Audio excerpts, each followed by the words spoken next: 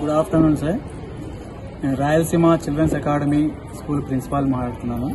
ముఖ్యంగా మనకు ఈ యొక్క 10th క్లాస్ రిజల్ట్స్ ఈరోజు రావడం జరిగింది. 10th క్లాస్ రిజల్ట్స్లో మనకు 29 మెంబర్స్ రాసింటే అందులో కంప్లీట్గా 28 మెంబర్స్ పాస్ అయ్యారు. కేవలం ఒక్కరు మాత్రమే ఆ హెల్త్ ఇష్యూ వల్ల ఎగ్జామ్స్ రాయలేకపోయాడు కాబట్టి అతను ఫెయిల్ అవ్వడం జరిగింది.